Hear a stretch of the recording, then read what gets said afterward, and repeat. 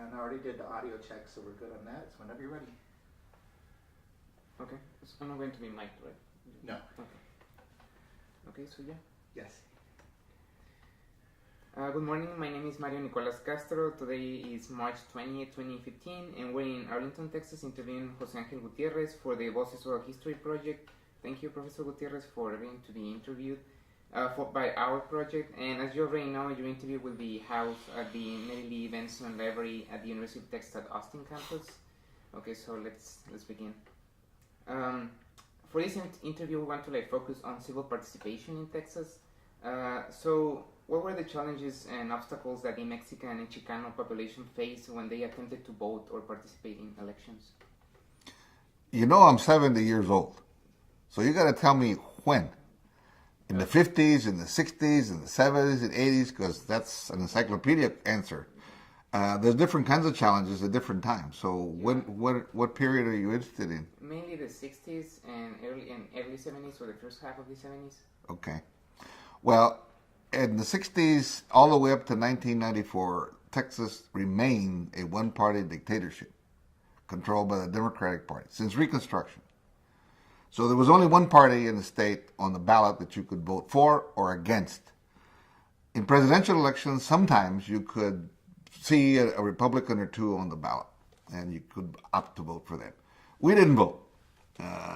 We had to be 21 years of age, and you had to pay for the poll tax.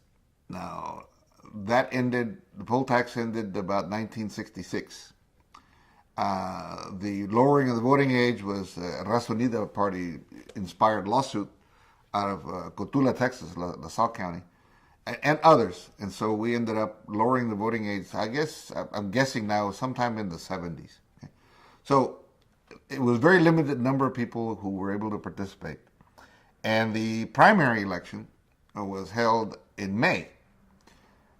In Texas, this heavily migrant state, which meant most of us were gone. So we didn't vote. That basically is the legal and climate participation. Now, PASO, the Political Association of Spanish-Speaking Organizations, emerged somewhere out of the Viva Kennedy clubs that were formed for the presidential campaign of John Kennedy. Now, there was some movement as early as 1948 along those lines of trying to form Mexicanos to get involved in a presidential campaign with Henry Wallace. Pero no pegó. I mean, it didn't work out. People were very enamored with Roosevelt, and he was challenging. He had been a vice president for Roosevelt, but people were loyal to Roosevelt. So it didn't work out. The Kennedy campaign did recruit Mexicanos, and that was the first time in 1960 that the older Mexicanos, the professional Mexicanos who were citizens, who were over 21, who had money, who could pay the poll tax and it made sense to them, decided to get involved. And that's when I got involved because I was recruited. But I was recruited as a kid. Even though I was already 18 years of age, I wasn't 21. So when you were a young man interested in politics, you had to hang out with the women, because the women were the ones who were doing the political work, not the candidates, not the leaders. So I learned my politics from the females in my hometown in Crystal City. And in 1963 was the first electoral victory for 5 Mexicano candidates in the city council there. We called them Los Cinco Candidatos. So PASO continued the direct action movement and registering people to vote, giving us a reason to vote, telling us why it was important to elect Mexicanos into the political offices. And it spread. It spread to, for example, in Mathis, but that was short-lived. There was a young Anglo doctor who was murdered because he was helping Mexicanos. And the other Mexicanos involved got a little shook up. There was a pharmacist, can't remember his name right now, Mexicano pharmacist, and he was the leader. He kind of backed away from that. And in California, there was another group doing the same thing, born out of the same situation. There were the successors to CSO, Community Service Organizations. So, but MAPA, that was the name in California, Mexican American Political Association. Mapa and Paso met several times, once in Las Vegas, once in El Paso, trying to work out the name so they could be the same name, and they couldn't work it out. And there's a lot of story behind that. The Mexicanos in Texas knew, for the legacy of hatred and racism, that it was not wise to put the name Mexican in the name. So they call themselves Spanish speaking. But they did say political, unlike GF Forum and unlike LULAC, who stated in their basic documents that they were not going to be political. And MAPA in California said Mexican American because it was easier to be a Mexican. They didn't have the same kind of legacy of hatred, violence, and racism as Texas does. You mentioned that women were the ones that influenced you, or you gain awareness of these issues through them. Can you tell us more about it? Yeah, they were my madrinas. Like I said, if you weren't 21, the other men wouldn't let you participate, and you couldn't register, you couldn't vote. I mean, we did sell poll taxes. We hang around with the women, helping them with the chairs and the tables and all the grunt work. But the women do all the political work then and now. They still do, and they just don't get the credit. So you learn. And one in particular, Virginia Musquiz, she knew the election code backwards and forwards. So I would listen to her, and when she would instruct and conduct sessions on how to be a poll watcher, So I learned by listening and watching what all happened. One thing I remember exactly was, the top vote getter in that election in 1963 was Manuel Maldonado. But the most aggressive guy and popular guy was Juan Cornejo. So they met at my father's house because it was on the edge of town. So they could. My father was dead by then, but we still had the house, and it was empty. Well, my grandmother lived there. So sitting there listening to them debate who should be mayor, Maldonado saying, pues yo recibí los más votos, and Cornejo saying, sí, pero a mí no me pueden correr. Yo no trabajo por un ranchero, no tengo ningún gringo que me mande. What he was explaining was that he was a job steward, union representative of the Teamsters in Zavala County, in Crystal City, for the Del Monte plant.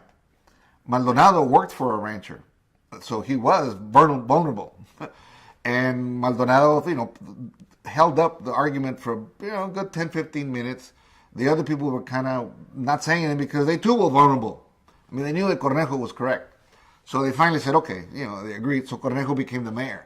So I watched, this hardball politics and negotiations right there in front of everybody. Now, the other problem that I remember that we had was because it was a poll tax, voting and doing math was easy. So the voter registration period was from October the 1st to the end of January, 31st. February 1st, you could count. Well, how many gringos registered? How many Mexicanos registered? So if you know that you've got, over 100 over the Anglos, you're going to win if you can keep the Mexicanos together. So that's the other lesson that I learned by watching how people were emboldened, were kept together, were persuaded not to run away and be fearful. Because in South Texas, even to this day, especially like in the colonias, you can still see this, down in real deep South Texas. Unemployment is from 37 to 60%. That's terrible. So if you have a job, that's life and death. If you lose your job, you got to leave. So the job is powerful, and if the employers are all gringos, well, who's susceptible, who's vulnerable? So that was what I mean by keeping the Mexicans together and keeping people unafraid. And they did all kinds of tactics. They would raise the wages on election day. The Texas Rangers would come in, not the baseball team, the thugs, the killers would come in, intimidate people. Just all that happened. So I watched all this and learned how to cope with fear and intimidation and, uncertainty. Ángel, can I ask you to put the cup on the floor? You Because can every ask. once in a while you'll bring it up, and then I'll see it in the frame. Well, it's a cup. That's what you do. You drink out of it. Válgame. But I like it when you use your hands, but then the cup is coming in, and it's kind of like It's props.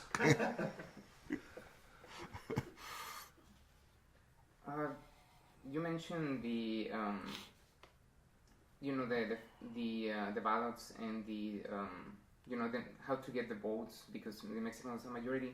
There was also like the case about this law where you have to have a certain percent of the overall vote in the primaries in order to like maintain the ballot without like filing it again, and that.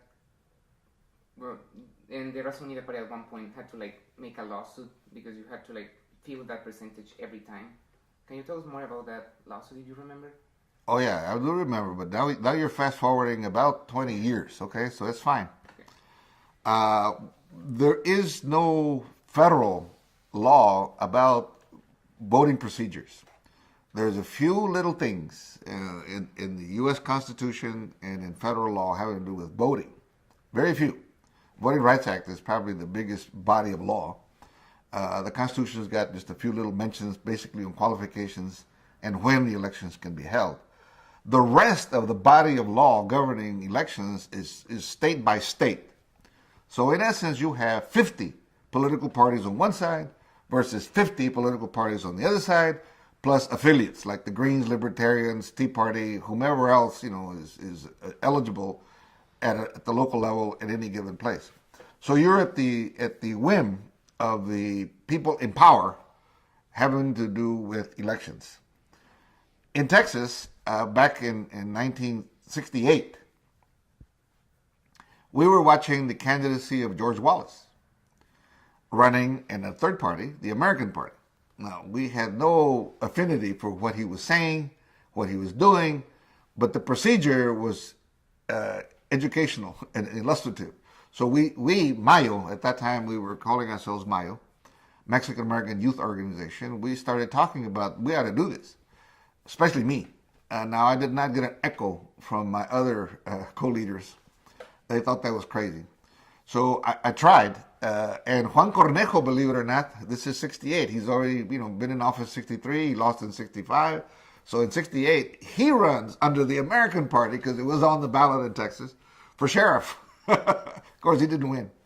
But still, the beauty of running as a third party, an alternative party, there's columns on the ballot, and it's by lot, and also there's a rule that whoever got the most votes last time for governor is first column. Then the others are, picked. And so is your place on the ballot, whether you're first or second or last in any given race is by lot. You draw your names. All right. So we learned that this was a way to bypass the rules, especially the migrant situation. You can have your primary with 3 people. Everybody can be going up in North Dakota picking beets, cutting, weeds and things. But in November, everybody's back. And in November, it's not a majority vote. November elections are decided by plurality, who gets the most votes. So if there's 60% gringos and 40% raza, and the gringos divide themselves, Democrat and Republican, 30-30, well, who wins? The 40. So it's a beautiful model to be able to take the power. And that's what we finally did in 70. In 1970, we created the party. Now in Texas, then, you had 2 options. You could create a regional party with a certain number of signatures, but only run for county positions, and that's it. If you wanted to run for governor, statewide positions, or the federal positions, you had to get a statewide apparatus going. So in 70, we did the local, and we were decertified. We had to go to court, and Bob Bullock, who later became lieutenant governor and so on, at that time he was the Secretary of State, and he testified on our behalf, saying that we should have been on the ballot. His interpretation of the law was one way. The Attorney General, Crawford Martin, Wagner Carr, one of those 2, decided the other way, so we were not on the ballot. So then, by that time, we had already won locally, even though we were not on the ballot, believe it or not. We came very close to winning in Dimmitt, Zavala, and LaSalle County. In LaSalle County, this is by write-in. You have to write in the name of the candidates. In LaSalle County, we actually won one race, the county commissioner race. And this is unbelievable because the median educational level of Mexicanos in LaSalle County in 70, I would say it would be about 1.3 grade levels. They couldn't write their own name, but they learned how to write Rogel Villarreal, the name. And we went to court on that because they couldn't believe that voters who couldn't write their name could write this other name. So he became the first county commissioner on the Raza Unida Party, elected in 1970. And he served for a good number of years. In 72, success breeds success. So everybody wanted to have a Raza Unida Party chapter, and everybody wanted to run for governor and run for president, and that became the problem. In Texas, running for governor, nationally, to run for president. And finally, we created the National Raza Unida Party in El Paso that Labor Day weekend in 1972. And that was one of the questions, whether someone should run for president or not. But anyway, back to Texas. I was opposed to that, but I lost. But being the leader, I had to go along with whatever else the rest of the people wanted. And we ran Ramsey Muñiz for governor, Alma Canales for lieutenant governor, and some others. You can go to the Secretary of State website and dig up all the other names, because there was quite a few. We did not have a full ballot, but we had enough names. And we didn't do too bad. I think we got like 6% of the vote. And then the subsequent election, at that time the race for governor was a 2-year term. So in 73, the legislature changes the term of office to 4 years. So in 74 was the last time that we ran for governor, and that was for 4 years. And it was Ramsey Muñiz again. He earned less votes than the first time. And that was basically the end of the party, because the legislature then not only changed the term of office, but raised the percentage to 25%, I believe it was, of the vote. The reason for 25 was that the Republicans had gotten 26%. So they wanted to keep the Republicans, because in essence, the Republican Party and the Democratic Party, two fingers are the same hand. They're the same people. So why were the Raza Unida decertified the first time? Because they wanted to, and they have the power. And You're not going to let somebody else win, which was your political enemy.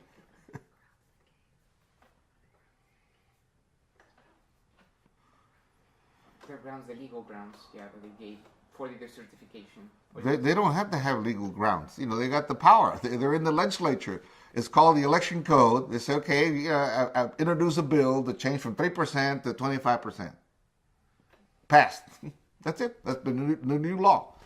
The laws are made by white people, basically white males that are wealthy. We don't make the laws. We just suffer them. You were opposed for the statewide slate, right? Can you tell us why? Well, I realized that we couldn't win. I could do math. And there is a strong loyalty for the Democratic Party, through our parents and grandparents. And people were scared. And we didn't have enough resources either. I'll give you an example out of New Mexico. Now, this is New Mexico. Emilio Naranjo was a sheriff, Democrat. And he charged the entire Raza Unida group in Rio Arriba County with drug possession and drug use. We had to spend money from Texas, from California, from all over the place in New Mexico to defend that case. Okay. Now, in the trial, we were able to prove that the sheriff had planted the drugs. Turned it around. All of us were found. I wasn't involved, but when I say we, the Raza Unida Party out of New Mexico, they were found not guilty, and the sheriff was indicted and convicted and sentenced. But since they were all Democrats, as soon as he hit the prison, he was pardoned. He then came back and became a state senator. When you got the power and can use it, you do. And that's the Democrats. They'll do whatever they want to do because we're taking the votes away from them. So that's why they do these things that they do. And I was opposed to stepping beyond what we could reach and control. I knew we could control on a regional basis city councils, school boards, community colleges, and counties. And we should have grown step by step, expanding, because at that time, 26 counties could have been our home base out of 254. But as I said, the meeting was in Houston. You got the Houston chapter, you got the Bexar County chapter. Urban centers have more votes because they got more people than Zavala County and LaSalle County and Dimmitt County. So we were lost in the emotion and the rah-rah, and we're going to win, and we're going to paint the White House brown. That was my own slogan. So I had to kind of eat my words, say, yeah, well, I didn't mean like next time around. I meant like 2050. So you have mentioned this two-party dictatorship. Do you think that's why, the Raza Unida Party, Mayo, all of these organizations were seen as threatening because they question the two-party system? We were seen as threatening in many ways, but the bottom line is it was a one-party dictatorship, not two-party. One-party dictatorship, Democrats. The Raza votes Democrat. You have the Raza Unida, they come out of the Democrats and vote Raza Unida, so the Republicans could possibly win, and that was part of the problem that Democrats had. Now, had they been wise, especially Mexicano Democrats, they would have kept the Raza Unida Party alive so they could have leverage. If we were the bad guys, they would be the good guys. So instead of thinking that way, they went after us to eliminate us and applauded when we were outlawed from the ballot. So now they're back to being tokens and taken for granted. Is that why you were, in a sense, do not agree with the strategies of Willie Velasquez? Because he was, in a sense, he always sided with this idea of the Democrats and the education of voting rights. Well, let me correct the way you posed the question. Willie, I didn't have a problem with Willie. Willie had a problem with us. We were the 5 co-founders of Mayo, but when we got around to doing the political action, Willie's trade unionism from his father, the loyalty to the Democrat that I already spoke about, was overwhelming. He just could not break away and go against his father, go against his family, go against everybody who said they were Democrats. He did agree with the voter registration, and so we had already started those programs. We had already sent people. In fact, Juan Andrade, who is now a national leader up in the Midwest, came out of Brownwood, was in Cristal. We sent him to Atlanta under Vernon Jordan, who had the only voter education project. That's what it was called, VEP, Voter Education Project. That's where we sent our people to go train how to do these voter registration, including Willie. But when he came back, then he went one way and we went another. Now, it took him a good number of years to get that going off the ground. But yes, that was part of the break between us. But the break occurred earlier. He was the first executive director of the Mexican Unity Council. You cannot get money from politics unless it's hard money. That is, if you're going to give me $20, it's going to be out of your wallet, your pocket. It's not going to be a tax deduction. So it's very hard to get money from people, especially poor people. All right. So you had to create what is allowed under the tax code, what's called the 501c3. That's the section. So you're a nonprofit. So if when people give you money, they write it off. And now, poor people still can't give you money because, they give the money to the church, the Catholic Church. Basically, that's what the only money they give away. Now, the foundations, who also exist for tax code purposes to deduct their capital gains, they give you money. But you have to have this 501c3 status. So we created a bunch of these tax-exempt entities. The Mexican Unity Council is one of them. Willie was the first director. But Willie was not our kind of director. He didn't keep the books. He didn't watch the budget. He didn't do the things we wanted. So we ended up getting into a fight with him and ran him off of that position and put in Juan Patlan, another of the co-founders. And Juan was able to build that into a humongous institution that still exists today. From there, we then created the Southwest Regional Council. From there, we created then the National Council of La Raza. So, you just grow and grow, get bigger. Same thing with MOLDEF and so on. We helped create all these organizations because we needed them. It's kind of like the voter registration that you were asking about. You can do this every time, but that's inefficient. You better create a group of people who do that, a staff-led organization that's sole purpose, so we can be free of having to do voter registration. We can do other things. So that's also why we created MOLDEF. We didn't have to be looking around for lawyers. Let's just create a staff of lawyers. That's all they do. So that was a maturity on our part to realize that we needed staff-led kind of organizations as opposed to charismatic groups and political groups. We needed these tax-exempt groups to do the business so that we could be free to continue the politics, if that makes sense to you. Now, that's also why we didn't redo the political party. suppose we did get 25%, and then next time, they would raise the ante to something else and something else. So you never finish. So moving to the Voting Rights Act of 1975, can you give us more details about the background and significance of the case, of the expansion of the act? Okay. The Voting Rights Act in 1965 was not meant for us. It was 4 states in the South. It was meant for blacks. And so we had no coverage. Nothing changed. There was a court case, Baker versus Carr, that occurred in the 70s.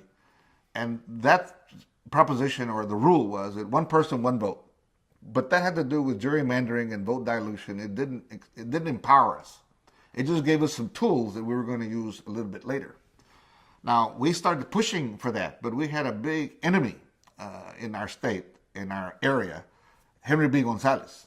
He enjoys a good reputation from some people. He has a terrible reputation in my book, and he was the biggest scoundrel we ever had, because he was against any kind of incipient Chicano leadership. He ran out MALDEF, he ran off, well, that's why we couldn't have the Southwest Council or the National Council in San Antonio. He tried to outlaw us, he tried to get us decertified from tax exemption and try to stop money from coming to us, and did, from the Ford Foundation. Did all kinds of terrible things. He voted against the extension of the Voting Rights Act in Texas. Okay? It was Barbara Jordan who pushed, and because of her, we were able to get coverage. So once we got the Voting Rights Act covered Texas, as well as any other place where there was a language minority, because that was Section 203. That's the most important section for us. Then you have the proliferation of elected officials at the county and higher level, basically the Democratic Party side, throughout the country. What was your degree of involvement with the legal case when all of this was happening? Well, I was always involved, and that's what I was doing. Now, I don't quite understand what you're asking. I've done 3 or 4 things at the same time. I still do. I got 3 jobs right now, still. Okay? I teach, I lawyer, and I run a foundation. So this is normal. It's called being a Mexican. This was the same thing back then. We did several things. I never stopped going to school, for example. I knew that I had to have insurance, and I couldn't have a boss. So I had to have my own way. So the academic side was to learn. The lawyer side was for protection, to be able to earn a living on my own, as well as to protect myself. And then these other activities, like running this little foundation that I have, is strictly on voting rights. It's called the Greater Dallas Legal Defense and Community Development Foundation. I still run it. I guess, the question was in the sense that at this point you were involved with MALDEF, and I was wondering if you were part of the legal case for the expansion of the act. Were you there was no legal case. Again, it's Congress decides. Sunsetting is a term that is used when a law expires. A law is passed basically to fix the problem. Well, if the problem's fixed, you don't need the law. So this is a procedure called sunsetting. So from time to time, the legislature will look, and that's what they did. Congress looked at the 65 Voting Rights Act 10 years later, and they decided to extend it some more. So that's why it was done, but it had nothing to do with us. Okay. Once we had the law on the books, then we challenged, and you can challenge basically Section 2, which are the vote dilution cases, or Section 5 that no longer exist because Supreme Courts have outlawed it, which is the review process, the pre-clearance process, or the Section 203 that I alluded to, which is bilingual, saying ballots have to be bilingual and assistance has to be bilingual. Now, we did file that case early on, again in Cotula, arguing that we could provide voting assistance in the voting booth in Spanish. That was before the extension of the Voting Rights Act and before Section 203. We argued that a person who couldn't read English and didn't understand English, even though they were a U.S. citizen, was like a blind person. And a blind person was entitled to assistance, so why couldn't a person who didn't read, who was blind, in terms of literacy, not get assistance? So we prevailed. But we didn't sue to get the Voting Rights Act here. That happened because of Congress. Right, but there were a congressional committee there were testimonies, right, before the congressional committee when the act was going to expire, right? That was a challenge, and many of these testimonies came from like very different Mexican American organizations like MALDEF, Vilma Martinez of MALDEF, Joe Benetes of LULAC. What was your reaction at this? What was your opinion about this coalition of Mexican American civil rights associations doing these testimonies? Well, that we encouraged it. That's why we created these kinds of entities, so we didn't have to do it. And it's as simple as this. If you introduce me to a group of people saying this person is going to talk, his name is José, he's going to talk to you for 15 minutes. People are not going to listen. You get up there and you say, we have this professor from UT Arlington, Dr. José Ángel Gutiérrez, he's going to talk to you. They'll listen because you said all these other things. So they would listen to a Vilma, head of MALDEF, a lawyer, instead of, some guy who's got experience with these problems. But we've been testifying because there were no MALDEF, like against the poll tax.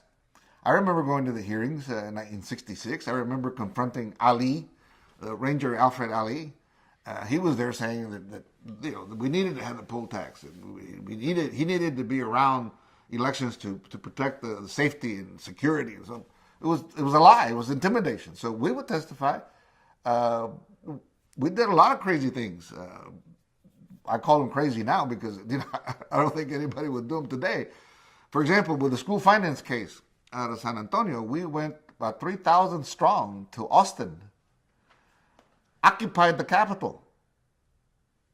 Dolph Briscoe I think it was Preston Smith. Anyway, one of those two guys. No, it was Dolph Briscoe. He had to leave. They had to escort him out of the Capitol because we even took over his office. There's photographs. We took down the U.S. and Texas flag, put the Chicano and Mexican flag, the Raza Unida Party flag.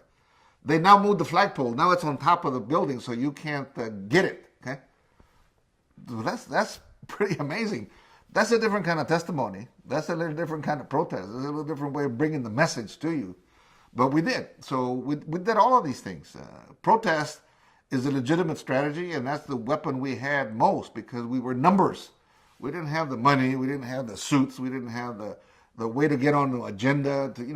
You just can't walk into a meeting and say, I want to talk. They give you a certain time. You got to register ahead. You got to fill out forms. All that be right. It's in the Gringo manual. I think it's, I don't know what trick number it is, but it's there. We learned all these things. So we did testify many times, but then we got others to do it because that's what their job was. So you mentioned that also like this same case you tried to challenge it in Cotula. Do you remember the details of that case? No. But you can look it up. They're filed. These were precedent-setting cases. You have to look in both state and federal. The Raza Unida party challenges. I remember Adrian Spears was the judge, and I remember the ruling when he decertified us. He said that Mexicans did have equal opportunity; they could vote for or against the Democratic Party candidates.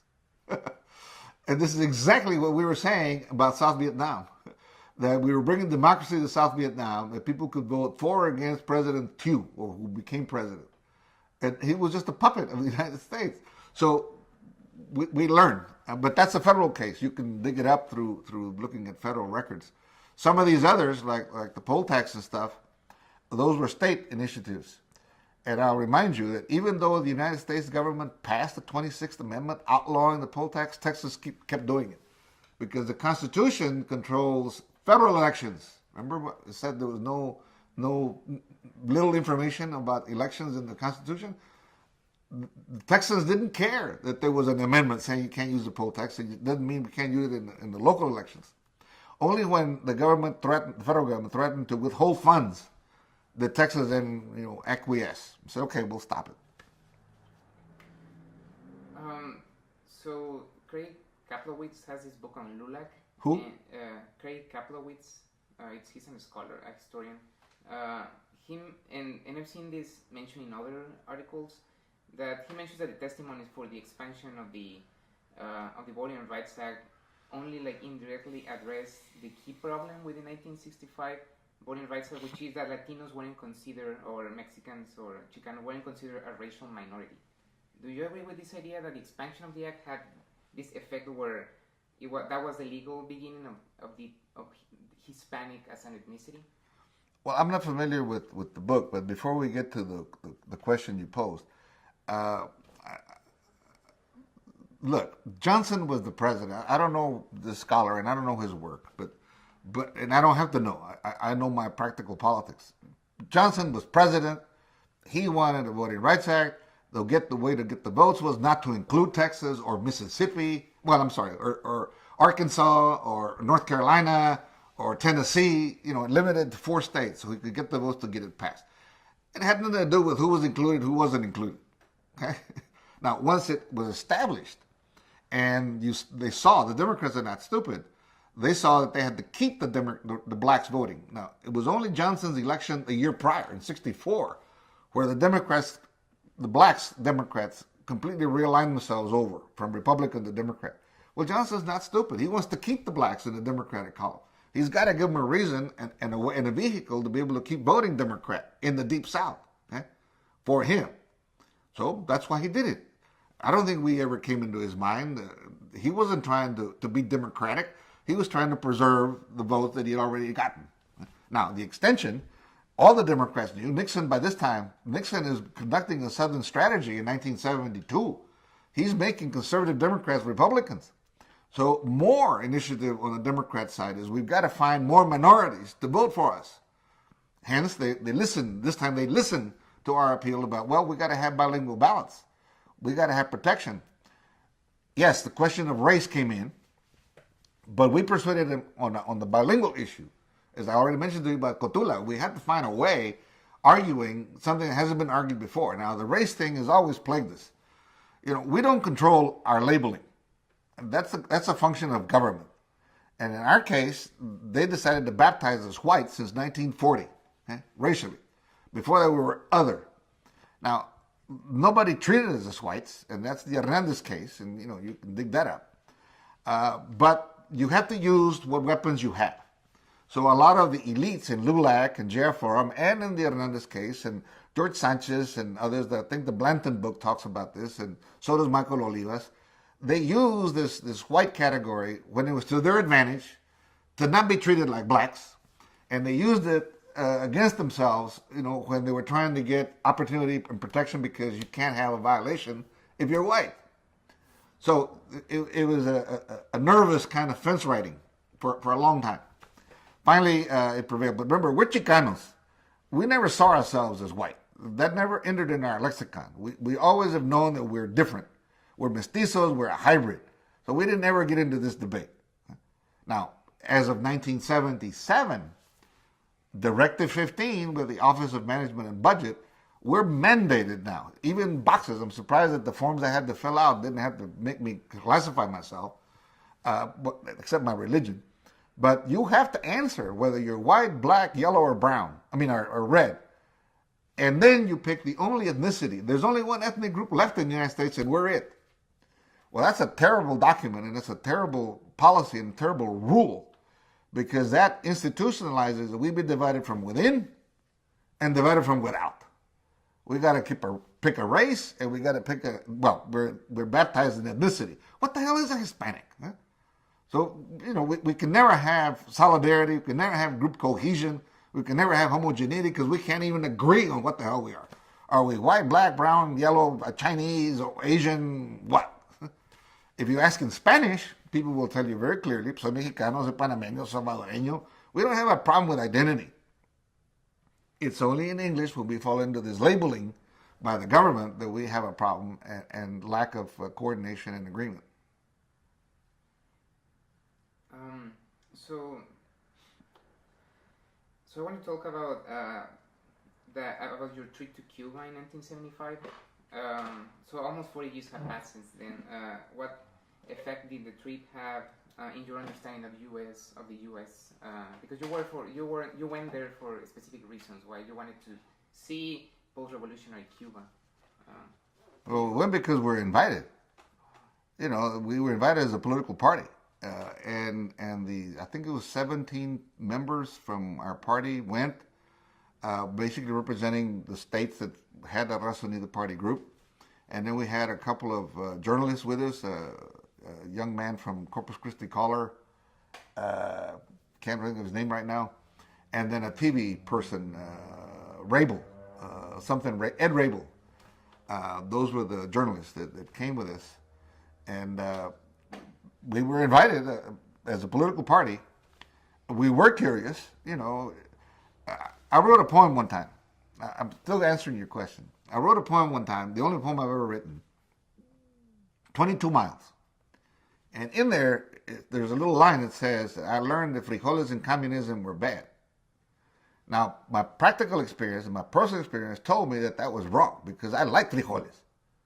So that was enough to make my curiosity, well, if frijoles are good, even though they say they're bad, I'm talking about gringos.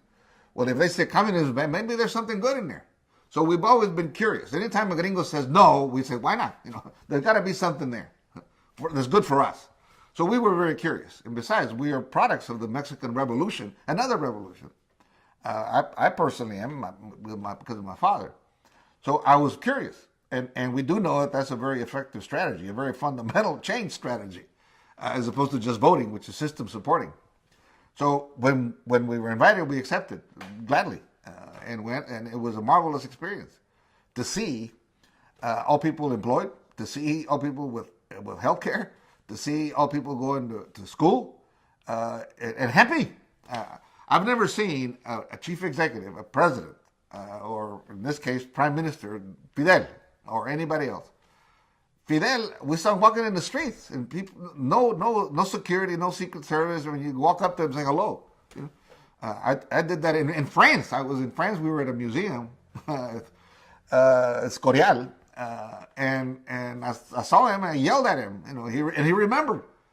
No security, no problem. You can't have a U.S. president or any of these other presidents walking around like that. The people loved him. That was remarkable for us to see. I mean, the revolution is good for poor people. Communism is good for poor people. Would you say that all of those things that you see influence some of the goals of the Chicano movement, or your personal perspective, your personal political philosophy? Well, my personal perspective did change a lot. First of all, I saw it was possible. Second, I saw that it worked. And third, I wanted to see if we could replicate some of those things, like the health care. You know, that this is what Obamacare is all about, that we should have universal health care. So there was the educational system. I think Cuba spends more money on education, according to the World Bank. I think it's 13% of their federal budget is spent on education. This is unlike any other country in the world. We want to eliminate, at the federal level, we want to eliminate the Department of Education, and at least Republicans do. So it's a contradiction completely, the opposite of what we're experiencing. So it is a good place, as I said already. It did influence me. I did want to push some of those ideas, and I tried. So the trip happened when you were still a part of the Raza Unida. Yeah. Can you tell us more about the can you tell us more about the Raza Unida party, like, you know, the origins, especially how the successes in Crystal City led to a politicization of the area, of the local area of the neighboring towns? Well, that's a lot of questions in one. First, I alluded to my early training. Now, that was for a city council race. Now, the first thing you need to learn is that city council races, community college races, school board races are nonpartisan, which also means you don't get paid to serve. So you got to be rich to run, and you got to be rich to hold the office, to afford it. Well, we're not. We come from a poor community. So it's very, very taxing on the person that gets elected to have to do this. It's not the regular worker. Your employer's not going to let you go because you got to go to a school board meeting. It's not going to happen. So we learned that in order to get to the county level, whether you did pay, you needed a political party. Those are partisan races. If you want to go to Austin and change the laws that the whites are making for us, you got to have a political party. If you want to run for president or congressman or senator, you got to have a political party. So it doesn't take magic to figure this out. Okay? So we needed a political party. I already told you about Wallace. I already told you about the experience of watching how this works and the plurality and majority vote, the technical aspects of why it was beneficial. The more important one that I didn't mention was when you have your own political party, you can speak in Spanish. You can explain to people why, you want this policy or you want this resolution. You can tell them, look at me. I look like you. Hablo como tú. Soy de los tuyos. ¿Por qué no votas por mí? Vota por la persona que mires en el espejo. Vote for yourself. Look in the mirror. Why are you voting for these white people? They have two choices. Why can't we even have one? So these were very practical appeals, and it worked. That was the introduction.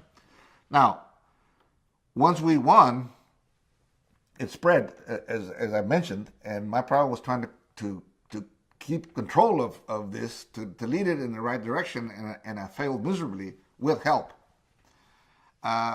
Before we knew it, I was getting invited, and so were the other people that were involved, to all over the country to go talk. But how in the hell did you do this? And what is this? How can we do it?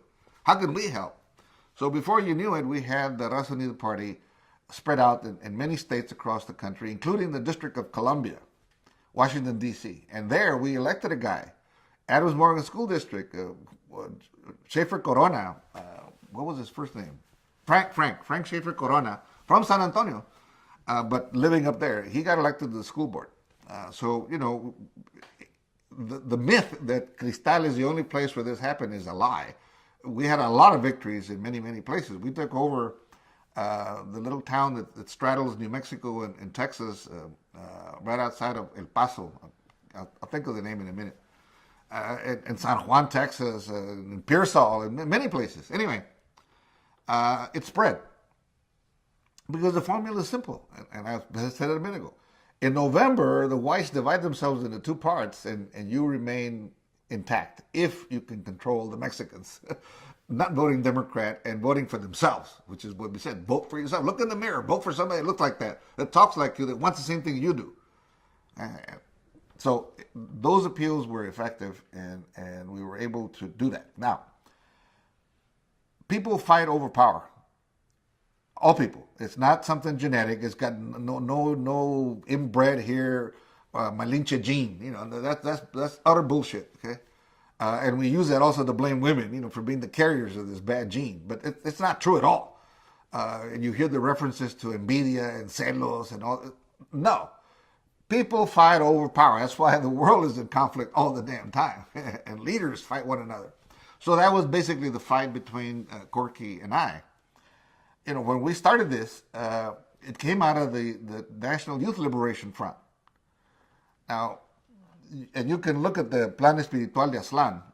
It's a whole program.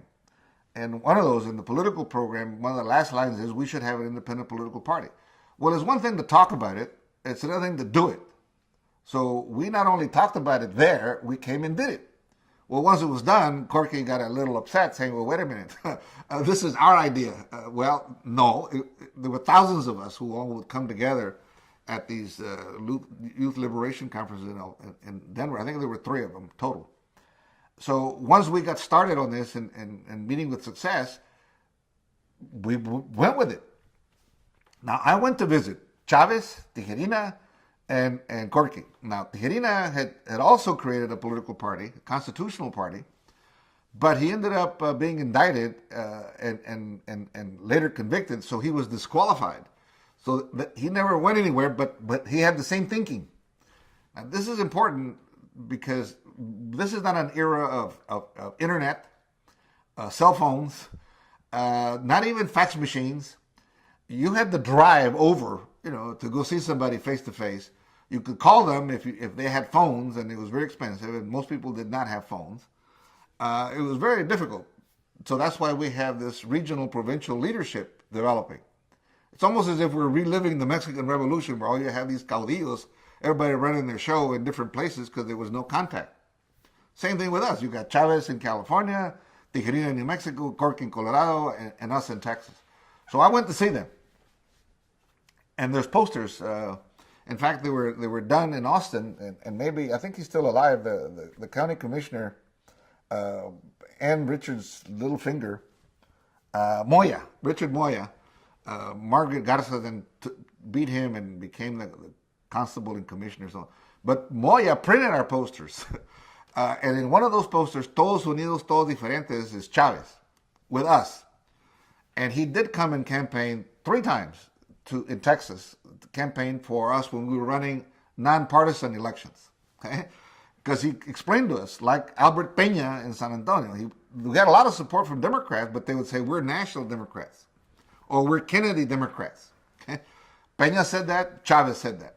Chavez, I'll help you with anything you want. It's a good idea. We need to do this, but I can't join the rest of the party. I'm a national Democrat, and meaning the Kennedys and I got a deal, and we're going to stay with it. All right, so we said, okay, we'll agree to that. You come help us when you can. We'll help you when we can. We're just not going to come. And he did send delegates to observe at the convention. Now, Corky's people actually passed a resolution saying they didn't want Chavez even in the auditorium because he was a Democrat. But, that's not the way to go around making friends and influencing people. But it happened. Tijerina says, I'll go, but, I'm a convict. I can't be a leader. So we don't care. You can be the leader of the Congreso. You can run the delegate, the Congress. And Corky can be the national leader. And that was the thought. I'd continue to be the organizer. Tijerina would run the Congreso, the Aslan, and Corky would be the national chair and the national spokesman. Well, when we met in El Paso, I was there in the room. And that's why I asked the cameraman here where the outtakes of the Chicano documentary is, because during that interview for that documentary, Ernie Vigil said that when they lost, their instructions from Corky was to destroy the party, to vote against everything that I proposed or vote something different. That's in the outtakes. I learned that by listening to this being taped at that time. So that's what happened. When we would come together, we couldn't agree on anything. It was a total disruption. For example, they voted to have the national headquarters of the Raza Unida Party in Atlanta. Who's in the hell is Atlanta? Okay? They wouldn't pay the bills. They said, no, we didn't incur any of the bills to have the conference and do all this. We'll start from now on, to pay. They never sent any money. I had to take care of the whole debt and all these things. So there was a lot of problems from the get-go based on the fact that he lost the election because of what happened in this meeting. In this meeting, Corky says that he wants to be the chair. Tijerina in Spanish says to him, "Pues, what have you done to earn any of this? You haven't really done anything. You are a boxer, and that's the only time you've gotten into fights. But other than that, what have you done? In Espanol." Well, at that time, Corky didn't speak Spanish very well. And so immediately there was a problem. Now, what I did not know then was that when Reyes was put in jail, Corky came trying to take over the Alianza to lead, and he got run out of town by the Aliancistas because he couldn't speak Spanish. He didn't understand. He didn't live the experience of the Aliancistas in northern New Mexico. Okay, he had all the passion, but he was an urban guy, an urban street fighter guy. So Tijerina said, "You know what? I don't want anything to do with you. It is un egoísta. You're not going to be a leader. You're not my leader." And he looks at me and he said, "I'll still support you, Gutiérrez, but no." And he left. Well, that's when Corky says, "Well, then I'm going to be the chair and the head of the Congreso." And I said, "Oh, no. You're not going to run both things. And I guess if that's what you're going to do, then I'm going to have to run against you." I walked outside the room, and Ernie Vigil, Corky always had bodyguards. Tijerina didn't, and I didn't. My philosophy is a little different than Corky's in this regard. If someone's going to kill you, they're going to kill you. It don't matter what the hell you do to take care of. You can be a little cautious stuff, but bodyguards and all this, you intimidate more people than you help. So I never did. I walked outside, but there's all the bodyguards, and Ernie is about my age. And I told Ernie what just happened. I said, you and I ought to run and challenge these older people, because there is about a 10-year, 15-year difference between us. No more than that. Reyes just died. He was 88. I'm 70. That's 18 years. Corky, about the same age. These guys are all born in the 20s. I was born in 44. About almost a 20-year difference. So Ernie said, "Oh, no, diga mi jefe." Ernie was very loyal, and they used to call him jefe. They used to do blood rights and things. This is kind of strange group there in the crusade. So Corky and I ended up being political enemies. And the last time we were in unity and in solidarity was that picture you see with the three of us, Reyes, myself, and him, and that was it. That was it. Um,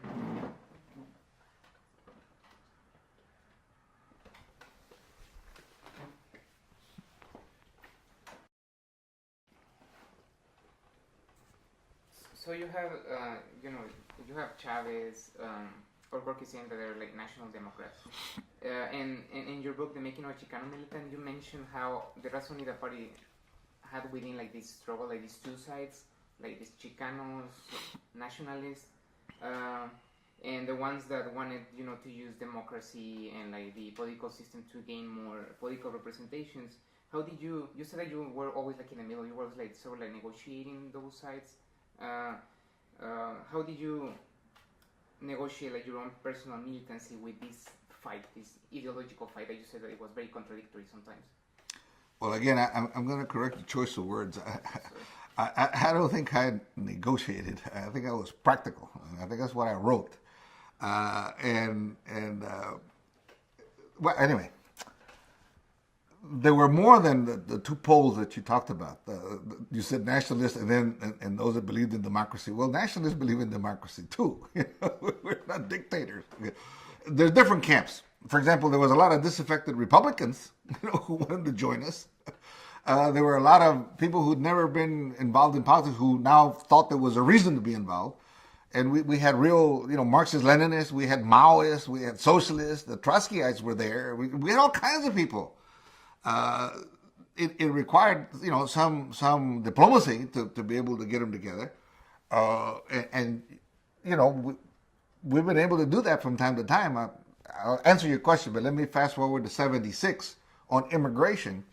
When Leonel Castillo was being nominated by Carter to be the head of INS, he was the only one that didn't attend, but we were able to bring all the people together, LULAC, GI Forum, all the National Council, the socialist workers, the Marxist-Lenin, everybody, to be on the same side on the immigration issue in San Antonio. And there's recordings and there's videotape of all of that.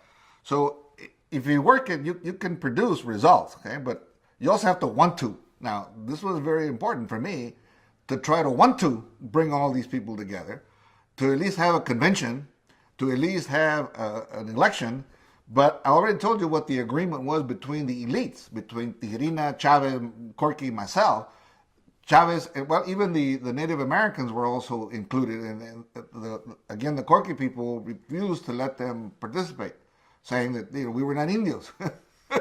I don't know what that three-faced image that the Crusade for Justice uses. If one of them is not an Indio, then who is that other person? But anyway, we were able to mitigate some of the differences. Again, procedurally, and that's the only reason that I think there's two reasons why I beat Corky. And this may not, I don't remember if I put it in the militant or not, but it's in the records, and the records are, and you got Raul Ruiz, who was the presiding chair of the convention, so you can interview him. But the issue was what the Southern Democrats have used forever to control, and that's the unit rule. That is, if you have a delegation of say 50 people, and 26, vote one way and 24 vote the other, they don't cast 26 votes for and 24 against. They put it together and they say 50 votes for. That's the unit rule. Corky wanted that. He did not want people to be divided, because he controlled certain delegations, but he didn't have the majority or didn't have all of them. So that was the first test. And when we defeated his proposal to follow the unit rule, then I knew that he was going to lose. Now, the second reason that I was able to win was I organized a convention. I knew who was coming. I knew who they were. They met with me personally. He would go to delegations with his thugs and bodyguards and try to have a conversation. Why do you need a bodyguard if you're trying to ask me to help you? It sends the wrong message. I would go by myself, and people would go for me. My spouse at the time, Luz Bazan, she was very effective. And Virginia Musquiz, that I alluded to earlier, I had all of my familia from South Texas, and they all, were talking to people, saying, hey, this is what we got to do. This is how you can win the city council, how you can win the school boards, how you can control the community colleges, and so on. We made sense. Now, Corky wanted to talk about revolution. Well, we couldn't talk about revolution because we faced those Rangers, not the baseball team. We faced them every day, and they got the license to kill you. Now, we had guns too, but we didn't go around showing this stuff. That's why I'm here, unindicted, unconvicted, and not dead. Read Joaquin Jackson's book out of UT Press, Chapter 5, An Angel on My Ass. If I tell you stories, you ain't going to believe me, even people watching this. But read that book. He corroborates every damn thing I tell you that are the confrontations with the Rangers. So when Corky was mouthing off, we used to call him an armchair revolutionary. You can talk, but you can't do. Now, you can talk in Denver all you want about this, and nothing's going to happen to you. There's no Texas Rangers there. You come to Cristal and talk about this and say, this. Now, we were pretty bold. I mean, where do you think I get this rap about kill the gringo business from? Huh? I mean, we weren't timid, but we weren't hocicones. We weren't, just out there raising hell for the sake of raising hell. Urban people kind of did that. And Cork is a good example of that. He was a revolutionary, at least he said he was, and very culturally nationalist. Now, they pushed it to the end, because that's what happens when people really don't know their roots. We lived our Mexicanidad. He had to make it up. It's kind of like Kwanzaa with the African Americans. They had to make it up. Or Nation of Islam, they had to make it up. But it doesn't matter. All religions are made up and all beliefs are made up by somebody. But there's a difference between making it up and then believing it from the get-go because you're born into that. We lived that experience, so we didn't have to do this. And the most important part, we had the numbers. We could win. In the northern areas at that time, you could only talk about winning. Now, you do have the Peñas who end up being elected mayor of Denver. You have Villaragosas elected in Los Angeles. The Bradleys, the Negro before Villaraigosa, they're not elected by our people. They're not even elected with our money, and that's still true today. Most of our politicos are not elected with our money. So who do you think they're accountable to? So that accountability became very, very important. We didn't want to win in Denver. We wanted to win in San Antonio. We wanted to control our environment, our situation. So all those were major differences. That's got nothing to do with negotiation and diplomacy. These were hard differences. And so there was no compromise.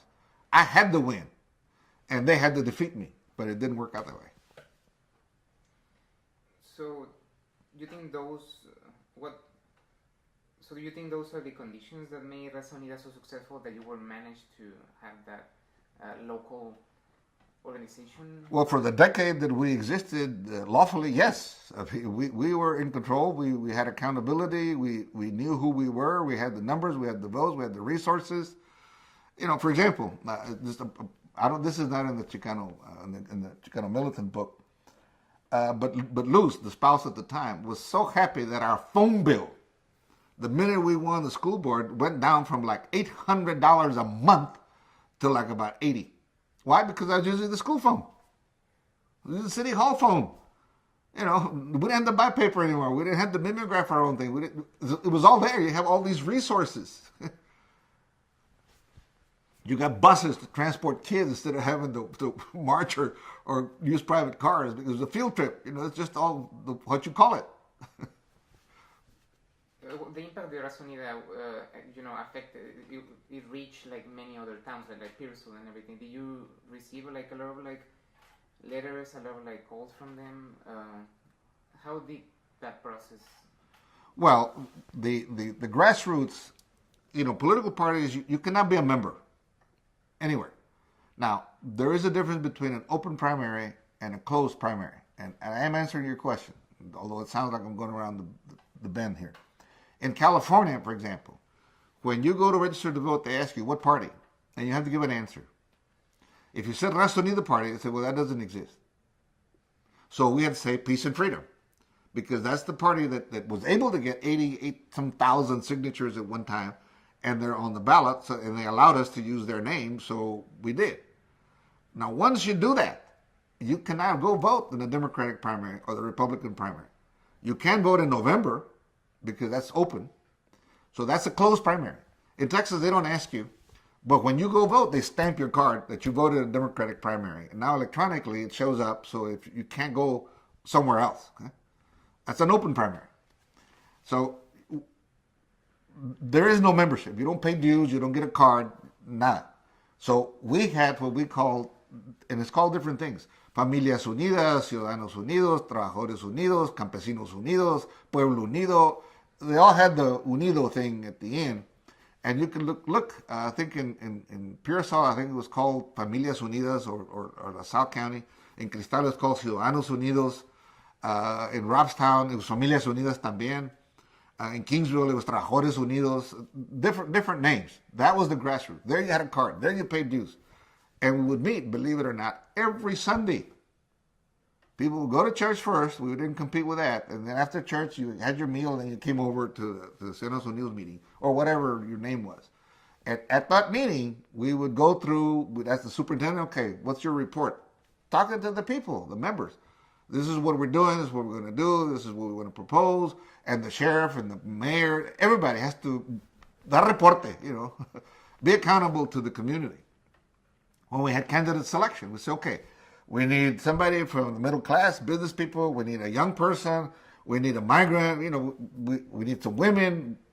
We would parcel it out in terms of the sectors that were important. And so you see, in all these less needed places, you have an equal representation of women. In some cases, you have an overrepresentation. Like when I won county judge, there were 9 females on the ballot and only 4 males of the Raza Unida party. So that's how we conducted business. Now, on Wednesdays, all the heads of the programs and departments would also meet with the head of Ciudadanos Unidos. A different meeting, the day-to-day kind of meeting. Now, once a month, we would also meet regionally. All the different counties that had officials, okay? So we always were in constant touch. Face-to-face, nothing by phone, no. Face-to-face, or they'd drive, we'd meet. That was the way we did things. I mean, that's how we met King, that's how we met the Milka X people, that's how we met the SNCC people. We drove. Tejerina, we drove, because that's how you learn who they were, and you introduce yourself to them, and you became working companions. Do you have meetings? What things do you discuss? Well, what we're doing, why we're doing it, what we're going to do, and see if it's okay. So there's critics that would say that just because someone looks like you, that doesn't mean they would necessarily do a better job or not, sell out their community. For example, Republicans running a Latina against Lloyd Doggett, for example. What do you think of this idea? Well, it's true. There's a lot of people who are self-interested, and there's certainly a lot of beneficiaries from all the civil rights struggle and movement. There are people who will join and do and say, Henry B. Gonzalez, let's go back to him. He won because he was a Mexican. Albert Peña put him to be the congressman, and that guy became ungrateful the next day. And he also became an American the next day. And when it came down to explaining if he was Mexican, he would say his family was from the Canary Islands. A total lie. His father came out of the Mexican Revolution just like my father did. He stopped being a Mexican, started being a congressman for all people. Well, that's fine, but you don't have to say it every time. I mean, why in the hell did people elect you to begin with? Duh! But that does happen, and it also happens in academic circles. You get somebody to run your Chicano studies program, before you know it, they want to be Latinos. You get them to become an assistant dean, and before you know it, they say, well, I can't do anything just for Mexicans because now I'm an assistant dean or a dean or a provost. Look at the president of UTSA. I mean, he's saying he needs to cap the enrollment because it's too big, 37,000. That's the only institution we ever had that was public in San Antonio. And he wants to limit the enrollment? What the hell we put in there for? We're worse off, I think, by having these unaccountable Hispanics put in office or in positions of appointed power without that commitment. So Raza Unida had all of these successes and positive effects. What do you feel what aspects of the party weren't as successful? What were the limitations of the party? Money, friends, media, lawyers, all of that. You got to go back and look at the years we're talking about. Maldiv cannot take a political case, for example. Okay, so we couldn't get help.